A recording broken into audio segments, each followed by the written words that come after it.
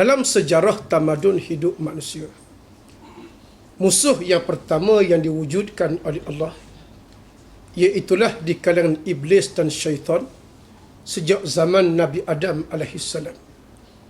Masa tu Yahudi pun tak ada lagi, Kristian ke apa, semua tak ada belaka. Yang ada iblis dan syaitan. Sehingga Nabi Adam AS dihalau oleh Allah keluar daripada syurga akibat tipu daya daripada iblis dan syaitan. Dan iblis diminta dua perkara daripada Allah. Yang pertama, dia minta nak menyesatkan anak cucu Nabi Adam. Allah Ta'ala izin kepada mereka yang lara daripada agama Allah. Yang kedua, dia minta kalau boleh nak mati sekaligus pada hari kiamat untuk menyesatkan anak cucu Nabi Adam AS.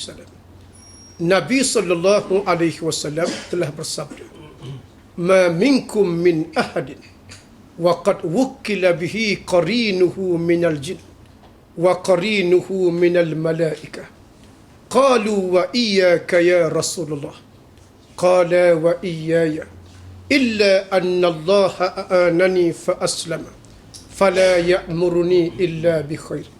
Nabi sebut, tak ada seorang pun daripada kamu, kata Nabi, yang tak boleh dihampiri oleh malaikat ataupun di kalangan iblis ataupun jin. Kita ni alim, warak, hebat macam mana sekalipun, iblis boleh hampir. Lalu sahabat tanya, adakah kamu juga Rasulullah? Iblis nak hadir? Nabi kata, ya, aku pun iblis nak hadir. Tetapi aku diselamatkan oleh Allah Subhanahu Wa Taala. Walaupun pada bulan Ramadan, iblis dirantai dan ditambat oleh Allah. Tetapi ada di kalangan orang Islam yang mewarisi perangai dan sifat-sifat mereka. Sebab itu masih berlaku kejahatan di kalangan umat Islam walaupun pada bulan Ramadan. Banyak orang tanya kepada ulama-ulama tafsir, mengapa kita baca ayat tabat tiada Abi Lahab? Celaka kepada dua tangan Abu Lahab. Abu Lahab tu mati 1400 tahun. Baca lagi, maki lagi kepada Abu Lahab kerana apa? Ulama tafsir kata, walaupun Abu Jahal Lahab itu telah mati, tetapi orang yang perangai macam dia masih ada di akhir zaman. Ini sebagai pengajaran kepada kita yang hidup di akhir zaman. Yang pertama, Allah menyebut musuh yang paling besar sekali, iblis dan syaitan, yang diwujudkan oleh Allah Subhanahu Wa Taala. Kemudian musuh yang kedua yang disebut oleh Allah dalam Al-Quran. Firman Allah Ta'ala, "Lan tarda ankal yahudu walan nasara hatta tattabi'a millatahum." Sesungguhnya orang-orang Yahudi dan orang-orang Kristian tidak akan redha kepada kamu sampailah kamu ikut ajaran agama mereka. Dan kita kena sedar, Yahudi merupakan satu agama, Israel merupakan satu bangsa. Majoriti bangsa Israel menganut agama Yahudi. Sebagaimana orang Islam, majoriti Melayu menganut agama Islam. Tetapi ada di antara orang Melayu yang Kristian dan juga menganut agama lain. Demikian bangsa Israel, ada yang menganut Yahudi dan ada yang beriman kepada Allah Subhanahu Wa Taala. Nabi Isa alaihissalam daripada keturunan Bani Israel. Nabi Musa alaihissalam keturunan Bani Israel. Nabi Ishaq alaihissalam keturunan Bani Israel. Nabi Yaqub alaihissalam keturunan daripada Bani Israel. Malah Nabi sebut, kanat Banu Israel tasusuhumul anbiya. Adalah pemimpin politik kepada Bani Israel adalah nabi-nabi yang diutuskan oleh Allah Subhanahu Wa Taala. Pasal apa Yahudi ni dianggap musuh kepada orang Islam? Di mana kalau kita baca sejarah, malah Quran pun cerita kepada kita antara sifat jahat mereka. Antara sifat jahat mereka yang disebut oleh Allah dalam Al-Quran. Firman Allah Ta'ala, "Ya ayyuhalladzina amanu inna kathiran minal ahbari war-ruhban la ya'kuluna amwalan nasi bil batil wa yasudduna an sabilillah." Wahai orang-orang yang beriman, Ramai di kalangan alim-alim Yahudi yang merampas harta manusia di atas jalan yang salah. Dan ramai di kalangan alim-alim Yahudi yang menyekat manusia daripada agama Allah. Dua sifat jahat mereka. Antaranya, mengambil harta manusia di atas jalan yang salah. Yang kedua, cuba menyekat arus kebangkitan agama Islam di atas pahami Allah Subhanahu wa taala. Dan banyak orang menyebut ekonomi yang berasaskan kepada riba diasaskan oleh orang-orang Yahudi sebagai suatu langkah menghalalkan mereka mengambil harta orang di atas pahami Allah Subhanahu wa taala. Sebab itu orang Yahudi, dia tak berubah air muka kalau dia ambil harta orang. Dia tak berubah air muka, dia ambil tanah di Palestin, di barat, di Palestin, di Asia Barat, dia berkata-kata. Kerana sifat mereka ni ambil harta orang yang disebut oleh Allah dalam Al-Quranul Karim. Bila berlaku perbahasan di peringkat antarabangsa, bangsa Arab bising tentang tanah mereka diambil oleh orang-orang Yahudi. Presiden Amerika kata, apa salah diberi sedikit tanah kepada orang-orang Yahudi yang tiada tempat kediaman kepada mereka. Lalu Presiden Iran kata, kalau betul Amerika sayang kepada Yahudi, mengapa tak dibagi tanah di tanah air mereka kepada orang-orang Yahudi? Membenarkan Yahudi meratah tanah orang Islam pasal apa? Kalau Barat sayang sangat, berilah tanah Barat kepada mereka. Jangan biarkan ambil tanah orang Islam di bumi Palestin. Kemudian sifat yang kedua, menyekat manusia daripada agama Allah. Hari ini orang Islam sedang dipantau oleh Zionis antarabangsa. Dipantau oleh Yahudi. Kalau boleh, jangan ada peluang Islam itu menang, merentah di atas pahami Allah. Kita baca beberapa tahun dulu, bila gerakan Islam di Algeria diberi kemenangan oleh Allah, dipimpin oleh seorang ulama, Dr. Abbas Madani, wakil parti Islam. Bila pilihan raya mengumumkan dia menang, patutnya dia merentah dengan cara Islam di bumi Algeria. Belum sempat merentah, berlaku rampasan kuasa daripada tentera yang disokong oleh Barat, di mana Barat dikuasai oleh orang-orang Yahudi. Bukan setakat Islam tak boleh merentah, Dr. Abbas Madani ditangkap dan disumbat ke dalam penjara. Kemudian 3-4 tahun lepas, apabila Dr. Mursi diisytiharkan sebagai Presiden negara Mesir selepas Jamal Abdul Nasir, selepas Anwar Sadat, selepas Muhammad Hosni Mubarak, naik Dr. Mursi hasil kebangkitan rakyat di bumi Mesir. Bila Dr. Mursi naik, dia cuba terjemahkan Islam dari sudut pemerintahan. Yang pertama, dia mulakan dengan diri dia sendiri. Anak beranak dia, keluarga dia berpegang kepada Islam, hafal Quran dengan baik. Kemudian pula, dia duduk di rumah sendiri walaupun jadi presiden, meraihkan 60% rakyat Mesir dalam keadaan susah. Kemudian kalau hari Jumaat, di Masjid Raba'ah yang duduk di tengah bandaraya Kahirah, orang yang duduk depan sekali baca Quran, menunggu masuk waktu sembahyang. Dr. Muhammad Mursi, Presiden negara Mesir. Bila Barat tengok lagu ni keadaan akhlak kebaikan seorang pemimpin Islam, maka Barat susah hati. Kalau dia biarkan orang ni terus berkuasa, dia boleh mempengaruhi umat Islam di Asia Barat, mempengaruhi orang lain nak tukar kepada golongan Islam. Lalu apa cara keadaan sekalipun, pemimpin yang baik ni walaupun tak ada salah mesti ditumbangkan. Lalu menggunakan tentera yang boleh dibayar, disokong oleh Barat, di belakang mereka orang-orang Yahudi. Lalu mereka menumbangkan kerajaan Dr. Mursi yang sah. Kemudian ditangkap, disumbat ke dalam penjara. 2 bulan lepas, beliau dijatuhkan hukuman 20 tahun penjara. 3 minggu lepas, dijatuhkan hukuman gantung sampai mati. Ini kebangkitan yang berlaku di seluruh dunia. Islam sedang naik dan Yahudi memantau pergerakan Islam semua sekali. Dan Malaysia ni pun, kalau kita nak mencapai kemenangan, nak melaksanakan syariat, jangan kita ingat kita boleh melangkah dalam keadaan percuma. Mesti menghadapi ujian daripada musuh-musuh Allah Subhanahu wa taala. Nabi di atas nama ketua kerajaan Islam menunjukkan sikap yang sangat adil. Orang bukan Islam pun Nabi layan dengan baik dan tak paksa mereka masuk Islam. La ikraha fiddin. tak paksa masuk Islam. Kita berkawan dengan DAP, tak paksa DAP masuk Islam, tapi menunjukkan akhlak yang baik sebagai seorang Islam. Nabi pergi melawat perkampungan orang-orang Yahudi. Orang Yahudi bila tahu Nabi nak mari, dia ambil peluang nak bunuh Nabi Muhammad sallallahu alaihi wasallam. Dan dia tahu Nabi Muhammad antara makanan sunnah yang Nabi suka makan daging kambing. Lalu disediakan satu peha kambing yang dibakar. Nabi tengok seronok, lalu Nabi gigit, Nabi makan. Belum sempat Nabi telan, sedang Nabi kunyah. Tiba-tiba daging kambing berkata-kata dengan mukjizat daripada Allah. Ya Rasulullah, ada racun wahai Rasulullah. Ada racun. Nabi keluarkan semula, tak jadi nak makan. Walaupun tak jadi nak makan, tapi racun dah meresap masuk dalam tubuh Nabi sallallahu alaihi wasallam. Ada pendapat ulama kata, selepas daripada tu Nabi sakit lama. Kemudian Nabi sihat, Nabi sakit, Nabi sihat. Kemudian Nabi diwafatkan oleh Allah kesan daripada racun yang diberi oleh orang-orang Yahudi. Kemudian ditangkap orang Yahudi, dibawa depan Nabi sallallahu alaihi wasallam.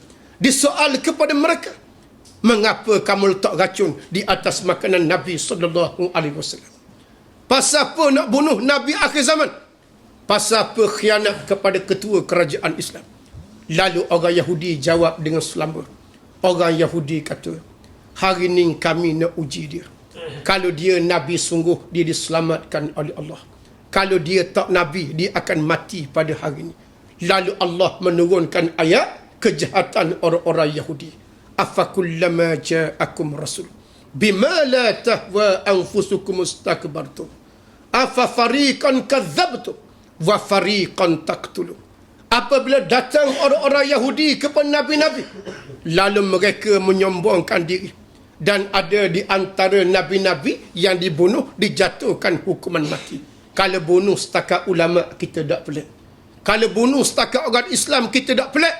Tapi mereka membunuh nabi-nabi daripada bangsa mereka sendiri yang diutuskan oleh Allah Subhanahu wa taala.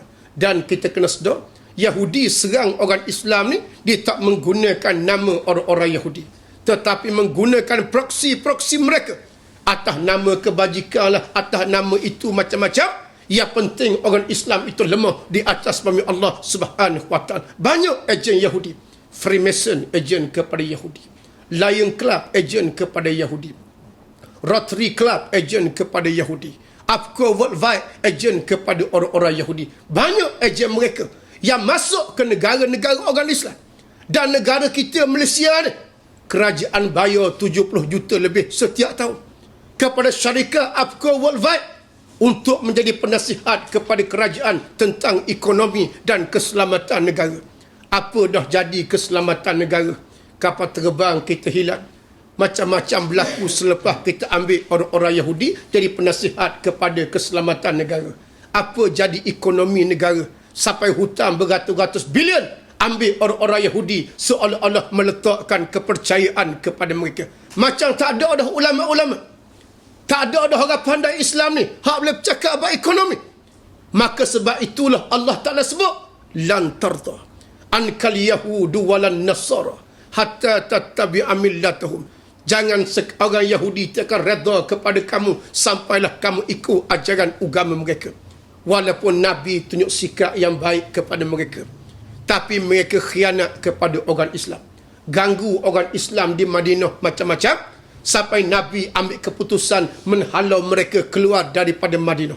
Bila halau keluar daripada Madinah, ada di antara mereka tak mahu nak keluar, tetap nak duduk di Madinah. Lalu Nabi arah sahabat supaya menebang pohon-pohon tamar milik kepada orang-orang Yahudi. Oleh kerana pokok tamar ni hasil ekonomi mereka, mereka boleh teguh, masih boleh buat macam-macam di Madinah. Lalu Nabi arah ditebang tamar-tamar mereka, memusnahkan ekonomi mereka. Sebab itu ulama-ulama beri saranan, kalau boleh ekonomi yang melibatkan musuh Islam, kita ranapkan mereka. Sebab dengan ekonomi yang teguh ni lah, kadang-kadang mereka membunuh dan meratah orang Islam, jual peluru, senjata macam-macam, nak menghancurkan orang Islam di atas pami Allah Subhanahu wa taala. Musuh yang kedua adalah Yahudi dan orang-orang Nasrani. Ada pun musuh yang ketiga, yang disebut oleh Allah dalam Al-Quranul Karim dalam surah Al-Baqarah. Wa minan nasi man yaqulu amanna billah wa bil yaumil akhir wa ma hum bimu'minin. Adanya kumpulan manusia yang mengaku beriman kepada Allah dan hari akhirat padahal mereka tak beriman. Siapa kumpulan yang ketiga ni? Kumpulan yang ketiga ni kata ulama daripada golongan-golongan munafikin. Orang-orang munafik. Orang munafik ni siapa dia? Orang munafik ni orang yang menzahirkan Islam mereka, tapi batin mereka bermusuh dengan agama Allah Subhanahu wa taala. Dan kalau kita baca sejarah di zaman Nabi sallallahu alaihi wasallam, ada seorang lelaki yang bernama Abdullah bin Ubay bin Salul. Abdullah bin Ubay bin Salul ni kalau kita baca sejarah, kisah yang menarik. Dia seorang pemimpin yang duduk di kota Madinah. Sebelum Nabi pergi ke Madinah, orang anggap Abdullah ni pemimpin kepada orang Madinah. Orang Madinah nak pergi jauh, anak kunci tinggal kepada Abdullah bin Ubay. Orang Madinah kalau berkelahi, cari Abdullah bin Ubay sebagai orang tengah. Orang Madinah kalau susah, mengadu kepada Abdullah bin Ubay. Tiba-tiba Nabi SAW hijrah ke Madinah. Bila Nabi sampai di Madinah, lalu orang Madinah berpaling daripada Abdullah kepada Nabi SAW. Sebab Nabi ni bukan setakat pemimpin, dia Rasulullah. Orang sakit, orang apa, masalah, nak tanya apa-apa, cari Nabi. Orang dah ikut dah Abdullah bin Ubay, pemimpin mereka satu masa dulu. Lalu Abdullah bin Ubay iri hati. Dia kata, kalau tidak kerana Muhammad datang ke Madinah, nescaya dia tidak hilang pengaruh. Maka mari perasaan benci dan marah kepada Nabi SAW sebab dia seorang yang hubur riasah. Hubur riasah, orang gila kepada jawatan-jawatan. Bila tidak ada pengaruh, rasa susah. Marah kepada Nabi. Nak lawan Nabi, tak berani. Sebab ramai orang Madinah sokong Nabi. Akhir sekali, dia pura-pura mengucap 2 kalimah syahadah, tapi hati berdendam dengan Nabi SAW. Kalau boleh nak cari kelemahan Nabi, nak sabur kepada orang ramai, biar orang Madinah tolak Nabi Muhammad SAW. Selepas duduk di Madinah 2 tahun, lalu Allah menurunkan ayat puasa selepas 2 tahun. Ya ayyuhallazina amanu kutiba alaikumusiyam kama kutiba alal ladzina min qablikum la'allakum tattaqun. Wahai orang-orang yang beriman, diwajibkan oleh Allah berpuasa kepada kamu sebagaimana diwajibkan oleh Allah kepada umat sebelum daripada kamu. Ibadat puasa ni bukan umat Muhammad saja, termasuk umat-umat Nabi lain telah diwajibkan oleh Allah sebelum daripada kita. Termasuk ibadat semayang, umat Nabi lain juga diwajibkan oleh Allah. Cuma kalau kita baca perkembangan tamadun Islam, ibadat umat Nabi Muhammad, ibadat yang paling ringan nak banding umat-umat zaman dulu yang telah diwajibkan oleh Allah Subhanahu wa taala. Umat Muhammad diberi oleh Allah kemudahan macam-macam. Boleh bersembang, boleh apa, boleh segala-gala. Ini kelebihan puasa yang berlaku di zaman umat Nabi Muhammad sallallahu alaihi wasallam. Apabila perintah oleh Allah puasa yang pertama Ramadan 2 Hijrah. Orang Islam masa tu baru belajar puasa. Letih macam-macam. Tiba-tiba dengan takdir daripada Allah, bila berlaku 17 Ramadan, Tuhan kata kena perang Badar pula. Ingat ke puasa saja? Kena perang pula pada bulan Ramadan. Bila berlaku perang Badar, Nabi ajak ramai orang Islam keluar ke medan Badar. Masa inilah orang munafik main peranan, hasut orang Islam jangan ikut Nabi Muhammad sallallahu alaihi wasallam. Sebab Nabi Muhammad adalah kumpulan yang ada tentera yang sangat lemah. Dari segi zahir, sahabat keluar ke medan perang hanya bersenjatakan pelepah-pelepah tamar. Pelepah tamar kalau zaman kita pelepah kelapa sawit. Tu je buat pergi perang. Senjata lain tak cukup. Naik kenderaan pula bergilir. Kalau Nabi naik, Sayyidina Ali berjalan kaki. Kalau Sayyidina Ali naik, Nabi pula berjalan kaki. Dhaif orang Islam. Lalu orang munafik kata, lagu ni tentera Muhammad, lagu mana kalau kamu ikut, kamu tidak akan mencapai kemenangan. Hak belah sana tu ada segala-gala. Ada segala-gala, kemudahan segala-gala. Alik kita tak ada apa. Nak menang lagu mana? Kalau terbunuh, siapa nak jaga anak bini? Kalau terbunuh, siapa nak jaga ternakan? Kalau terbunuh, siapa nak jaga pertanian? Orang Mekah terpedaya dengan ucapan orang munafik yang menganggap Islam tidak akan menang tanpa dikira di sana ada kuasa daripada Allah Subhanahu wa taala. Daripada jumlah orang Madinah yang ramai, hanya 313 orang saja yang sanggup bersama Nabi SAW keluar ke medan Badar. Masa perang Badar itulah yang berlaku Ramadan. Nabi angkat tangan lebih tinggi daripada kepala. Dan memang doa Ramadan, doa yang sangat mustajab di sisi Allah Subhanahu wa taala. Angkat tangan lebih tinggi daripada kepala. Nabi baca doa, Allahumma intahalik hadhil isabah la tu'bah. Ya Allah, ya Tuhanku, kalau kalahlah pasukan Islam yang kecil pada hari ini, Engkau tidak akan disembah lagi selepas daripada ini, wahai Tuhanku. Sehingga pasukan Islam diberi kejayaan oleh Allah. Terkejut orang-orang munafik. Orang munafik kata, kita ingat ke kita duk seorang ni tak menang dah. Kita ingat kita 3-4 orang ni tak menang. Tiba-tiba Allah memberi kemenangan kepada kumpulan Islam. Ini orang munafik terkejut. Tengok kumpulan Muhammad, kumpulan yang tak ramai. Tiba-tiba diberi kejayaan oleh Allah. Kita dok rasa kalau ramai ada ini hebat belaka, kita boleh menang. Tapi kita kira di sana ada perancangan daripada Allah. Wa yamkuruna wa yamkurullah wallahu khairul makirin. Allah Ta'ala merancang, manusia merancang. Dan perancangan Allah mengatasi daripada segala perancangan. Bila balik ke Madinah, lalu sahabat bergembira dengan kemenangan di medan Badar pada bulan Ramadan. Gembira bukan setakat kerana menang, tetapi Allah menjanjikan hadiah yang paling besar kepada mereka. Apa hadiah mereka yang hadir dalam peperangan di medan Badar? Hadiah daripada Allah. Dosa mereka dulu, kini dan selamanya diampunkan oleh Allah Subhanahu wa taala. Maka bergembiralah sahabat yang hadir peperangan. Dosa hak lepas sedang berlaku akan datang. Allah Ta'ala berjanji nak ampunkan dosa mereka. Orang Islam hak percaya ke orang munafik hak nak pergi perang, nyesal belaka. Orang Islam kata, kalau kita tak percaya kepada puak Abdullah bin Ubay ni, nescaya kita pun boleh pahala juga macam orang lain pergi perang belaka. Lalu orang Islam yang terpedaya dengan orang munafik ni meletakkan keazaman. Kalau boleh perang sekali lagi, kami tak mau ikut orang munafik, kami nak ikut Nabi Muhammad sallallahu alaihi wasallam. Lalu mereka tanya, bila nak berlaku peperangan? Ada orang tu pergi rumah Nabi. Ya Rasulullah, bila pula nak perang wahai Rasulullah? Nabi kata, mengingat perang ni 2 bulan sekali.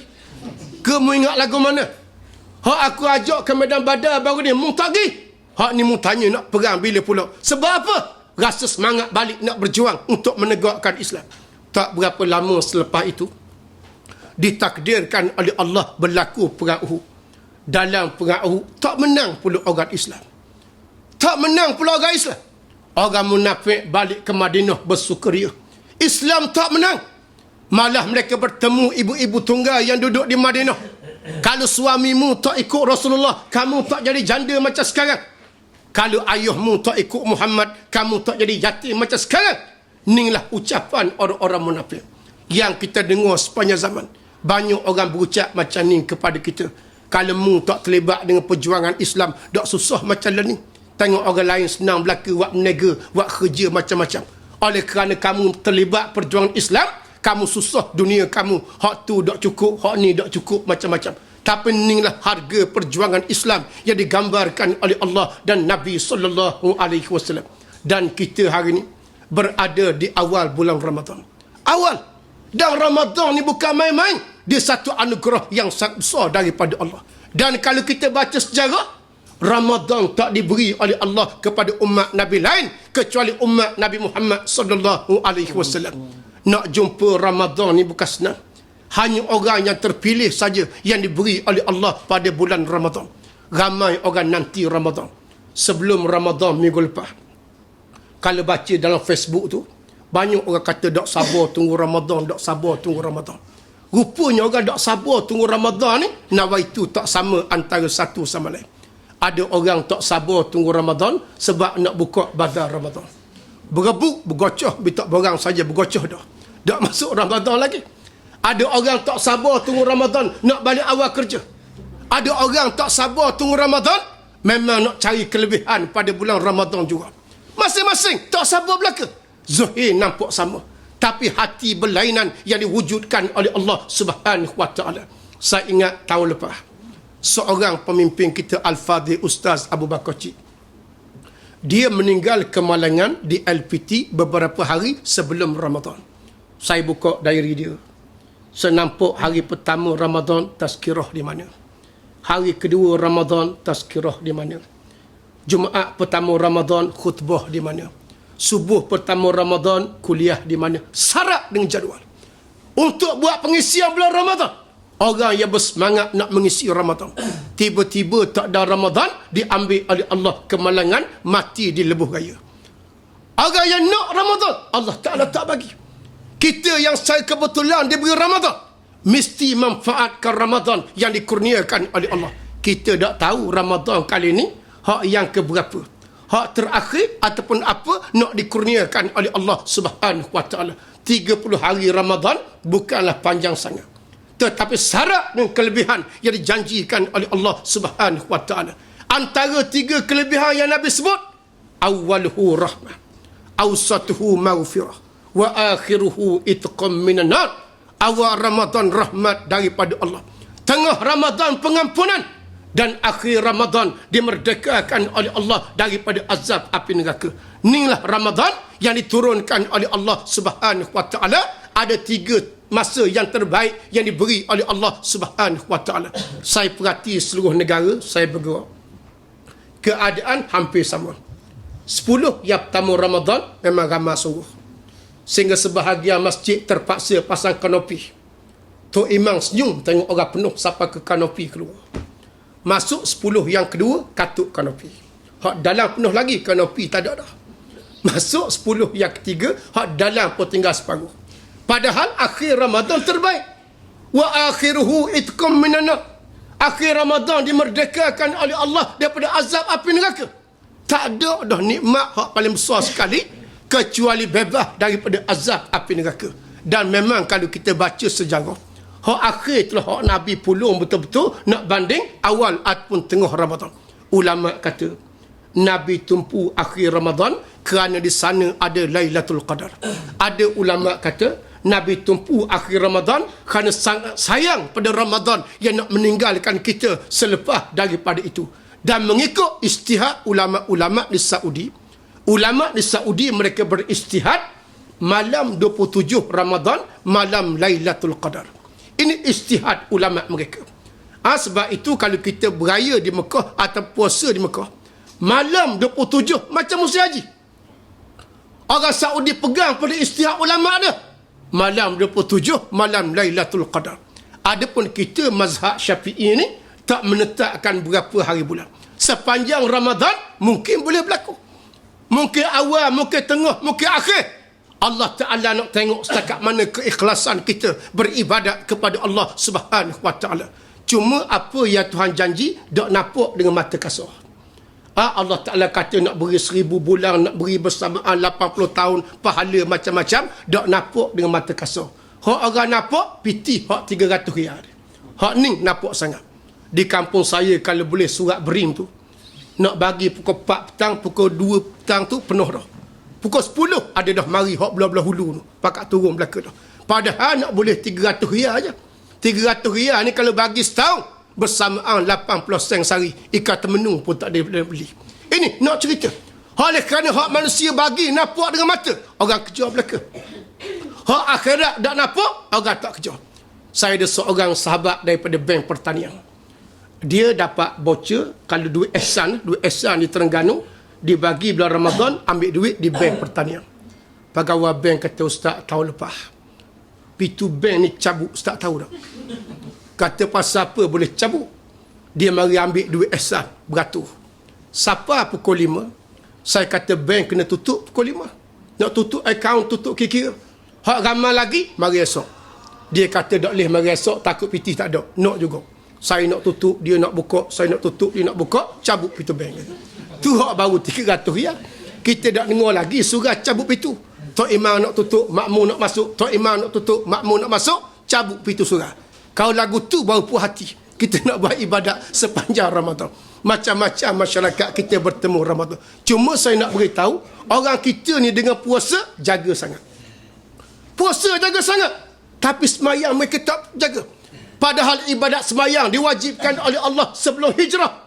Wajib puasa selepas hijrah. Wajib semayang pada bulan Rejab. Wajib puasa pada bulan Ramadan. Malah Nabi sebut, kalau anak 7 tahun kamu kena ajar semayang, 10 tahun kamu kena rotan. Nabi tak sebut ibadat-ibadat lain. Menggambarkan semayang lebih besar apa sekali-kala.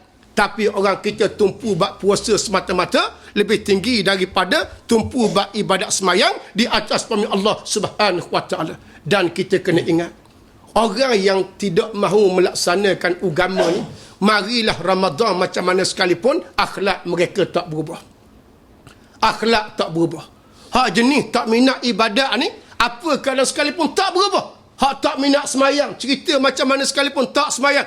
Hak tak minat puasa, cerita macam mana sekalipun tetap tak puasa. Ustaz ingat masa banjir besar baru ni di Terengganu dan juga Kelantan. Rumah kita pun air dah naik sampai kat lutut juga dalam rumah. Tapi kita tolong orang, angkat ke masjid, angkat ke surau. Masa semayang subuh, kita kejutkan mereka. Kita kata bangun semayang. Tak bila nak iqamat lama dah. Bangun semayang. Dia kata nak semayang lagu mana Ustaz, rumah kita tenggelam. Kata rumah mung tenggelam, mung ni timbul. Tak semayang juga. Hak jenis kaki tak semayang, tambak di masjid pun tak semayang. Tak semayang. Duduk 2 minggu, rumah tenggelam air, tak ada nampak gabung. Tak semayang. Hak jenis tak semayang lagu tu. Bila suruh air di Kelantan, kita pergi tolong di Kuala Kerai, basuh rumah. Seluk ni dekat lutut ni. Siapa tengah hari saya tanya tuan rumah, kiblat di mana nak tupas semayang? Dia kata tak tahulah Ustaz, lepas banjir ni kiblat duk mana. Kata mu cakap biar betul. Mu anyuk ke kiblat anyuk? Siapa dia hak anyuk sebenar kata? Siapa tak tahu semayang? Siapa learning jenis tak semayang? Hak duduk dalam kemah tak semayang. Padahal Tuhan tunggu azab, sepatutnya mereka sedar diri. Balik kepada agama Allah, balik kepada Islam dengan baik, tak menjadi apa-apa kepada mereka, tak berasa apa. Alhamdulillah, kita Allah Ta'ala campurkan sedikit kesedaran. Mari Ramadan, kita tingkatkan ibadat kita.